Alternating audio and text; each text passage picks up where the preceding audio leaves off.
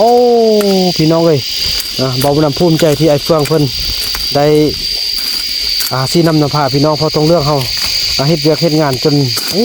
พี่น้องเอ้ยเบาบุญนำก็ไล่เวียกบ่มีโอกาสได้มาเบิ่งมื้อที่3มาฮอดพี่เลยพี่น้องเอ้ยแม่เกือบแล้วเลยพุ่นนับแต่พุ่นมาเนาะพุ่นนับแต่พุ่นมามาฮอดอันนี้เสาติ๊กเฮาโอ้โธ่มีแต่มะกวยเนาะเนี่ยเสาติ๊กกระดูมันขนาดเลยพี่น้องเดี๋ยวนี้ตั้งแต่ได้โทรทัศน์ตั้งแต่ได้เงินงาม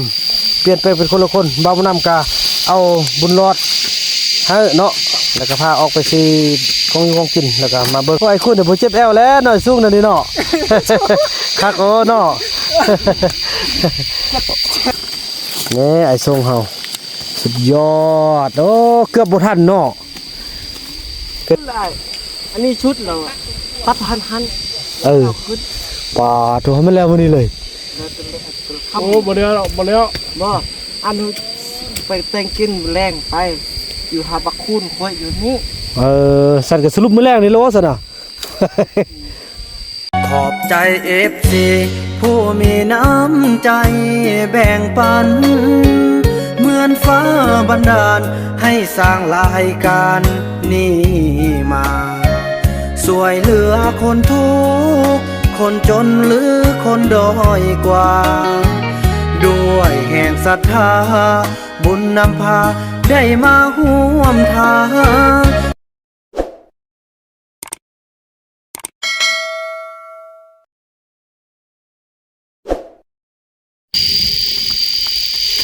สบายดี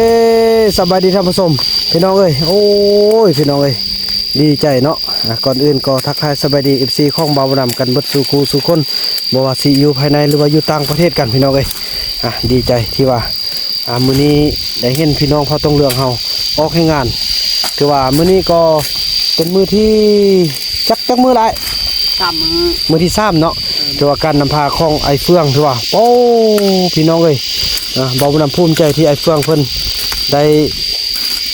ซีนำพาพี่น้องพอตรงเรื่องเฮาเฮ็ดเวียกเฮ็ดงานจนพี่น้องเอ้ยบ่าวบุญนำก็ไล่เวียกบ่มีโอกาสได้มาเบิ่งมื้อที่3มาฮอดพี่เลยพี่น้องเอ้ยแม่เกือบแล้วเลยพุ่นนับแต่พุ่นมาเนาะพุ่นนับแต่พุ่นมา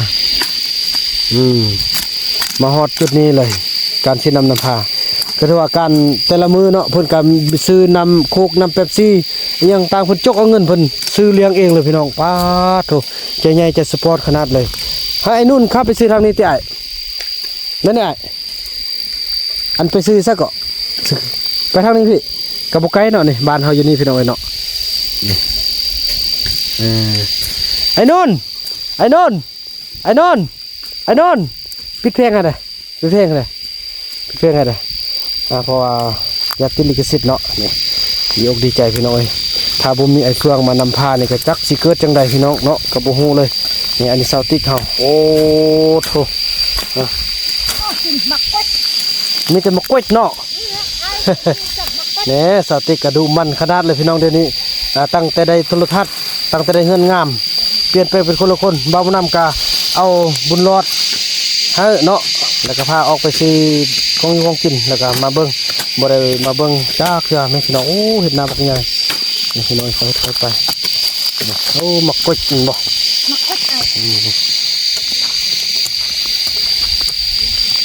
เถอะไอ้คุณเฮาไอ้คุณสาวลีโอ้ไอ้คุณเดี๋ยวผมเจ็บแอวแล้วหน่อยสูงหน่อยนี่เนาะคักโอ้เนาะคักขนาดพี่น้องเอ้ยมื้อสรุปเด้อรูปไปมันได้เกิดแล้วมันแล้วเราสิสรุปสู้ๆเพราะว่าบ่าวบุญนำจะให้กำลังใจเขาเจ้าพี่น้องเอ้ยเป็นเอาเบียร์เอาเนาะเอาเบียร์เอาเรานี่กินบ่ได้กินแล้วมันเมาเนาะเมาหัวอันนี้ทำให้หัวทักเดียวโอ้แกเอาเนาะแกเอานี่พี่น้องเอ้ยโถปีหน้ากะค่ายแล้วก็จะเป็นจะแบ่งครึ่งส่วนหนึ่งเอาปั้นให้กระเจ้าส่วนหนึ่งเอาไปเกลือไก่พี่น้องเอ้ยโอ้จะได้เงินไล่บ่พี่น้องไอ้คุณเนาะลองเบิ่งเนาะมันต้นกระบอกงามเนาะทะเลกับบางงานมึงเจ้าป้ายเจ้าหลานเนี่ยนี่น่ะเนอะกันราคาดีนะกัน ตัวหนึ่ง2 ล้านน่ะก็ได้ ตัวหนึ่ง2 ล้านเลยห้า2 10 เจ้าลี่เพิ่นสิเฮ็ดไรก็หมู่ได้เป็นนางเอกผู้หนึ่ง เอ๊ะไปป้าก็นี่คือบักคูนเจ้าลืมบักคูนนี่ผู้ที่โซ ไอ้คูดเป็นพระเอกเนาะผู้หญิงก็เอิ้นนางผู้ชายก็เอิ้นเท้าแหมเก่งหมดทุกคนล่ะพี่น้องเนาะไปเบิ่งไอ้ส่งนี่โอ้แค่นี้นี่เอามันมาปลูกเนาะมันอันนั้นน่ะมันพร้าวนะเนาะปลูกนี่โอ้พี่น้องเอ้ยแม่นแหละลองจะเอามาปลูกก่อนสิเอามาปลูกเฮ็ดอันบ่นั่นมันก่อนโอ้แม่นแท้ปลูกแล้วมันมาขึ้นพี่เอาโอ้มันมือเอามาปลูกก่อนมือนี่นี่ไอ้ทรงเฮาสุดยอดโอ้เกือบบ่ทันเนาะก็ถือว่ายากแต่สุดนี่แหละสุดต่อไปก็เริ่มสบายแล้วบัดนี้ก็สิได้ตึ้มเท่านึงบ่ฮึ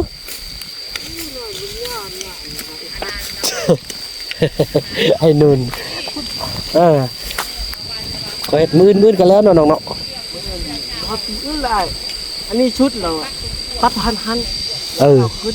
ป่าตัวให้มันแล้วมื้อนี้เลย โอ้บ่แล้วบ่อันไปแต่งกินแรงไปอยู่หาบักคูนค่อยอยู่นี่ สั่นก็สรุปมื้อแรกนี่โลซะน่ะ แน่มะกวยกันมันแก่แล้วตัดไปเด้อเป็นของเฮาเด้อมันอยู่ดินเฮาแล้วเด้อ นั่นน่ะ มะกวยบ่แก่เด้อติ แก่ มันแก่ดีๆก่อนเนาะ แก่ดี เป็นของเฮาละพอดินอันนี้มันเพิ่นมอบมาเฮาแล้วเด้นี่ๆมันก็ได้ชุดหน้าละกะ มาช่วยกันพอสิเฮ็ดคืนนี้งาน ขอเฮ็ดเนาะพอเขาเจ้าสุดแล้วก็อยากกินน้ำก็ไปกินน้ำพอมันหกไล่พี่น้องเอ้ยเนาะ หกหยักคืนนี้ดุมนี่แทงไล่ก็เนาะดุม บ่เทื่ออาจจะเอาจักตัดหญ้ามาให้ตัดนั่นน่ะพอ เอายากฆ่าก็ได้ โอ้ยมันกระทึกกระเทินมันบ่มีเงินน่ะน้อง จะตัดยาตัดมันฟรีบ่ได้เลย โอ้มีสลีพร้อมเด้อ ฟรีมีอะไรนะ อ๋อเบิ่งซั่นก็ค่อยใจเอาเนาะค่อยใจเบิ่ง เจ็ดเบิ่งบ่มีหยังละเอาเข้าปลูก จะได้แทบจำเลยนะไอ้กุ๊กมัน นี่สิจำหมดนี่ เม่น หรือว่าเบิ่งเราลองตัวจริงเนาะคันว่าอันบนห้างแล้วเอาเขากำมาเซอเนาะพอมีเสื้อเขากำเด้เอามาก่อน เอาเข้ามาเถอะตัดสิจักตัดแล้วหมดละจูด อืม จูดเลย คันเมื่อล่ะกินน้ำเด้อน้ำอยู่ใส่อาจจะไปแบกให้อยู่ใส่เนาะน้ำเธอก็กระบอกดีใจลองทำมันนี่โอ้แม่ละมื่นสิได้เอานั่นมาปลูกแค่นี้เนี่ยดินอันนี้คือว่าเป็นดินลุบโดยพร้อมไฟไม้ต่อนะแล้วก็โอ้เป็นอาณาจักรของมันเลยพี่น้องเอ้ยแม่นแล้วมันพร้าวเนี่ยสุดยอดกันแล้วนี่ไอ้ทรงของพี่น้อง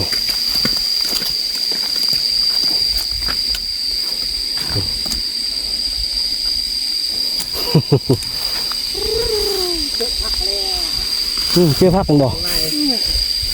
ปลาเจอพักแล้วคุณบอกให้คืนเขาอันนี้มันมากดเลยแท่นมั่ม เล่นวะ โอ้คือกระถาดเล่นวะ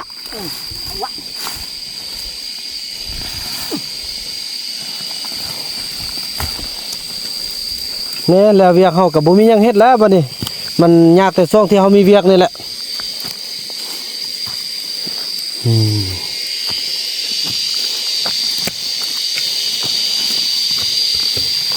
โอ้หมักกระบอกก็เริ่มล้นแล้วเนาะสติกเนาะ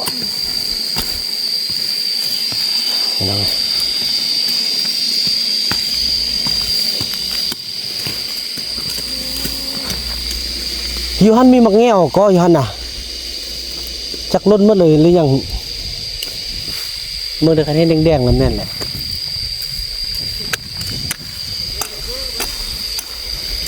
โอ้โธ่เฮ็ดยังวะก็จะกินได้เฮ็ดอันนี้น่ะโอ้โธ่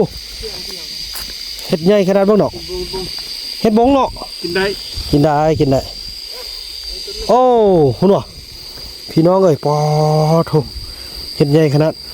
หอมนี่ว่าเฮ็ดบง เอาไว้กินเลยเอา เอาไปแกงกินมื้อแรงแหน่เก็บไว้ โอ้ โอ้โถนี่ไปนี่เลยน้องเด้อ ดูดิ บางเทื่อจะมีลายบอลตึ๊บได้นี่น่ะ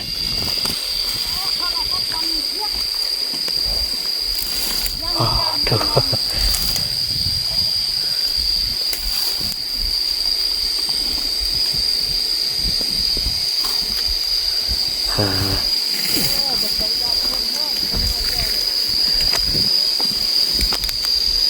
โทรศัพท์เปียกเพิ่นว่าเขตนี้เนี่ยบ่ฮกปานใดดอกเขตนี้เนาะเขตฝั่งนั้นโอ้ฮกอ่ะ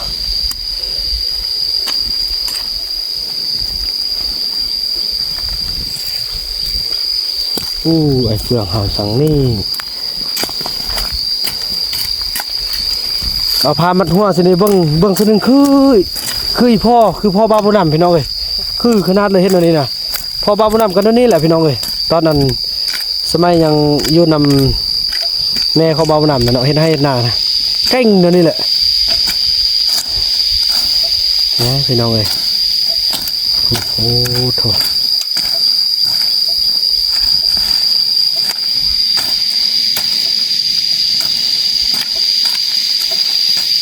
รอบที่1นี่ก็สิสูงเติบเนาะ รอบนางก็บ่ละ สูงสุดก็เต็มรอบ1แล้วเนาะสูงสุดแหละ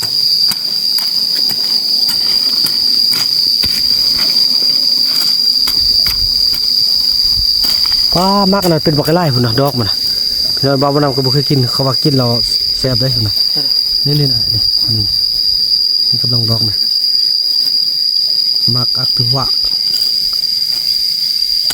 อักเปลือกกลึกทวะอันนี้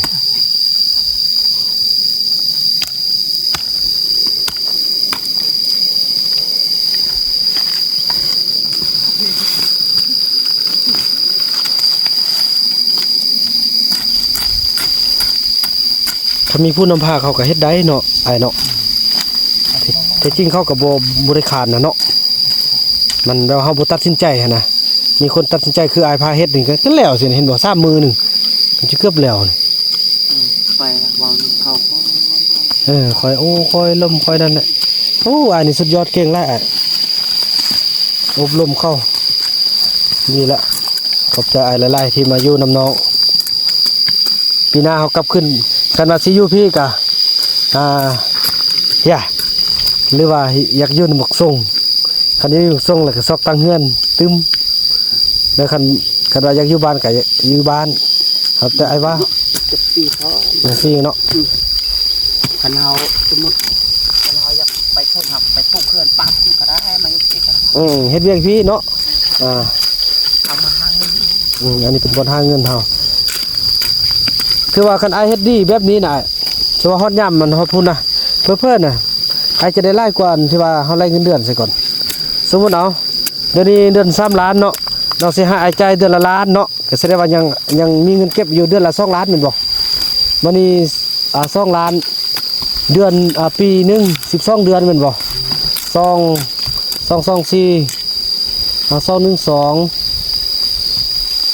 ได้ปีละ20ปลายล้านเนาะเพื่อนๆน้องให้อายฮอด30ล้านพุ่นแหละหรือว่าไล่กว่านั้นนะคันว่าเฮ็ดเวียกแบบนี้นะโอ้ดีใจกันมีคนช่วยน้องแบบนี้นี่มากันนั่นน่ะเห็นบ่นี่มากันนั่นน่ะมาค่อยๆแล่นสุกแล้วเด้ เฮาก็เอามา น่ะอันนี้ไอ้ก็เอาอยู่นี่มาเลย ขึ้นเอา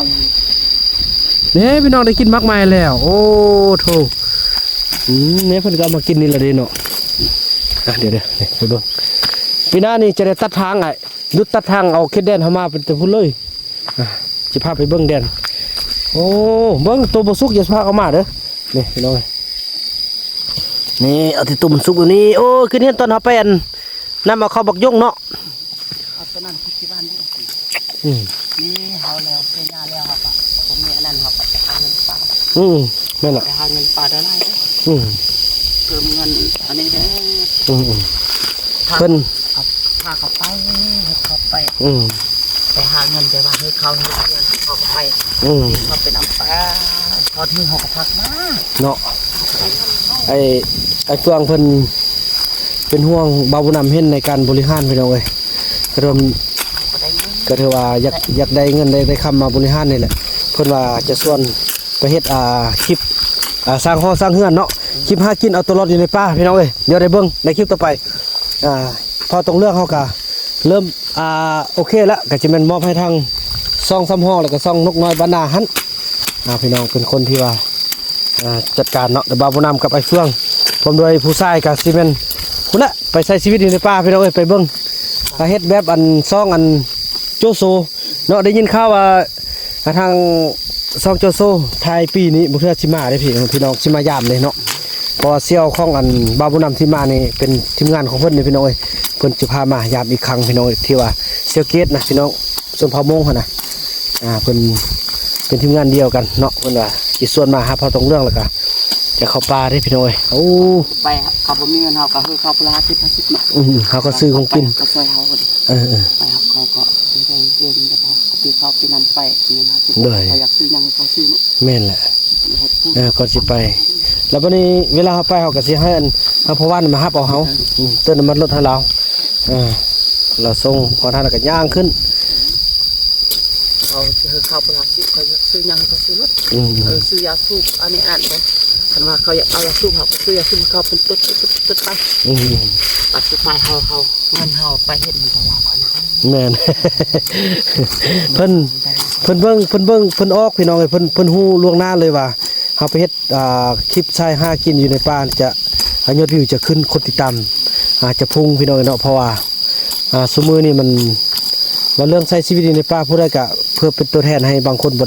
ได้มานะเขาก็นั่งเบิ่งวิดีโอพี่น้องเอ้ยเนาะเขาก็จะได้เงินจาก YouTube หลายขึ้นกว่าเก่าเพิ่นว่าจะได้หลายแล้วมาบริหารเวียกบริหารครอบครัวอย่างต่างได้ดียิ่งขึ้นนะพอตรงเรื่องเฮานี่ก็คือว่าอะไรก็ซ้ำนี้แหละพี่น้องเอ้ยมันก็ไปมาๆจังซี่ ตึกแหละซ้ำคนเฮาแหละเฮ็ดเวียก บางเทื่อคนเฮาเนี่ยกันบ่มีผู้ชายเฮ็ดนี่ก็บ่ได้ โอ้ยบ่ได้คันบ่มี คนเฮานี่เบิ่งแม่เฮ็ดนี่จักมื้อจังเงินลำดับ3ล้านอยู่แหละ แม่นคือน้องยังบ่มีความสามารถเลยคันอายบ่มานี่น้องบ่คิดออกเลยว่าเฮ็ดบ่ได้เพราะว่าเคยไล่เราก็บ่ไหวเราผู้เดียวเด้เนาะคันว่าจุนี้ร่วมกันก็ดีแต่มันบ่เข้าใจเนาะจุนี้น่ะแล้วอายก็มาช่วยนี่โอ้ตัวอายก็สร้างสร้างล่มเด้เนาะเก่งนักการเมืองผู้นึงเด้อายน่ะสมเสยได้บุญได้กุศลนำกัน มาก็มาใส่เจ้าเลยหังหักคันมีโฮมเฮือนแล้วโดยที่ปรึกษาการ โดย แต่ตัวนี่เฮาก็ต้องเฮ็ด แม่นล่ะ เขาคือไทยบ้านไทยเมืองก็ว่าเฮาบ่ดีเขาก็เห็นนํกันแนวนี้แหละ แม่นล่ะ เรื่องว่าอยู่บ้านนี่2เพิ่นมีหมู่คู่เขาว่าบ่ดีครับก็คือว่าเรื่องลิ้นกินน่ะธรรมดาแต่เบิ่งความจริงคนเฮาบ่ทออันว่ากินแต่หูตาบ่เห็น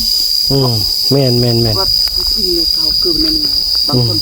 คิดเจอเขาตัวเขาไปเขาปรารถนาบ่แบบว่าเขาไปอยู่บ้านเขาเป็นคนชั่วกลับมาเป็นคนดี แม่นทุกคนบ่มีไผหรอกจะดีไปหมดเนาะ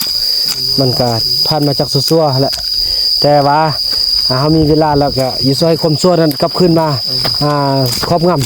ำตัวน้องเสื้อมันอายว่าเป็นโอเคเด้อายก็สุดยอดละ พาแนวพอดีครับต้องบวชเฮ็ดไปนะครับคุณ อันนี้แหละเฮ็ดเวียกนำน้องนะคันเฮ็ดดีหมดแล้วก็สิมีหยังก็อนามัยฮ้ออนามัยเฮือนซอกหาอยู่หากินซื่อๆเอาก็เอามาใส่แล้ว แต่ว่าหลักๆแล้วตัวนี้ได้คันเอาบ่เอาหญ้านี่ท่านนี่ก็ถือว่าปาดกันลงทุนมันบ่ค่อยหลายได้นี่ ซ้ำนะ บ่ได้หยังขึ้นเลยนะเฮ็ดได้จะเอาเงินใส่มาใส่นี่ใส่สิ้นเด้อนี่ ป่วยเข้านี่ปัดทุก10 มื้อนี่ บ่ได้หรอก ก็ยา ขอบอกขอบใจน้ำอายหลาย แล้วครับสู้ๆอ้ายน้องบ่ทิ่มอ้ายเด้อคันน้องได้ดีมีหน้าน้องก็สิถ้าอ้ายมีได้ดีมีหน้านำกันเพราะว่าเผาตรงเรื่องนี่ว่าเขาหมดได้คันเขาเป็นข้าวเนี่ยมาฮอดจุดนี้แล้วก็ถือว่าหลุดพ้นแล้วเด้เนาะดินให้ดินหน้าดินส่วนห้องเฮือนเดินดาวเฮาก็มีให้หมดแล้วบ่ยังแต่เฮาได้เนาะยังแต่เฮาได้คือเฉพาะอ้ายนี่ก็บ่ทันมีเด้ต่อสู้ต่อไปว่าบ่ได้บางเทื่อกันบ่อยากอยู่พุ่นก็มาอยู่พี่ก็ได้คันบ่อยากซื้อดินพอตรงเลือกบ่อยากซื้อดินก็ขึ้นนำพอตรงเรืองเป้าหมายนี่คือว่า100%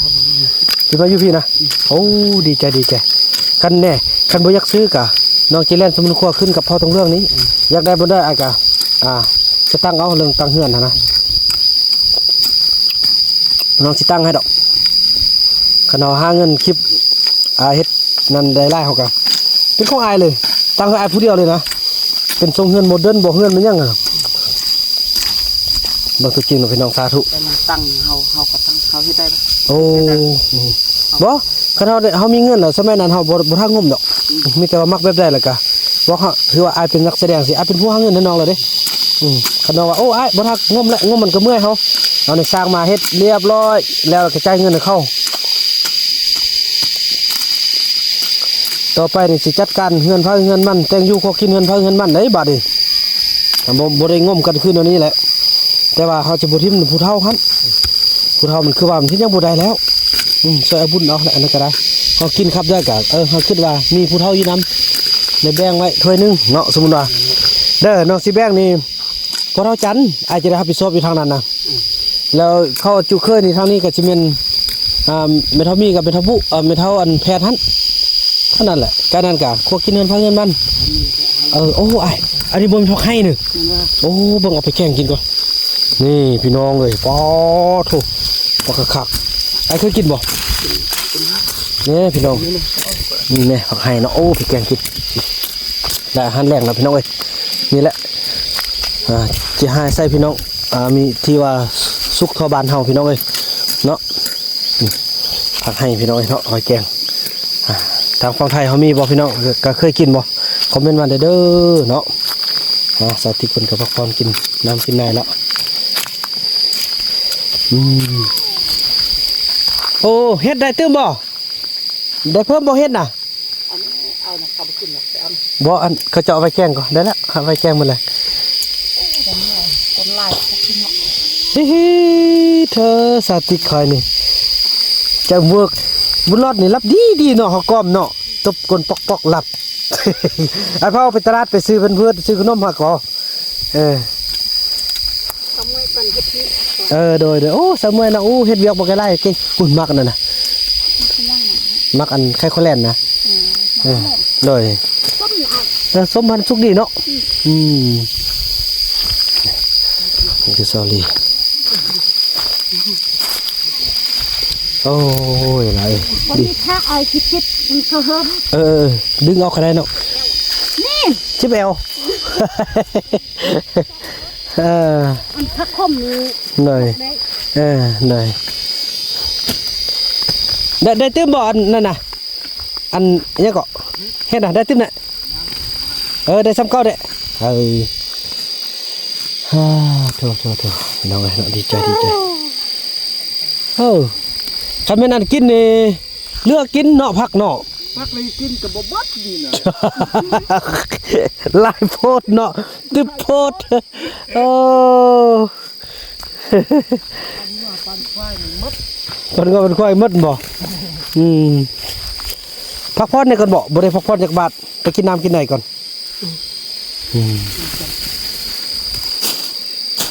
โอ้เนี่ยเริ่มเป็นมากแล้วเนาะเก็บมากไปต้มกินก็ได้ก็คือว่ามันไล่โพดบูในจิตใจเนาะพี่น้อง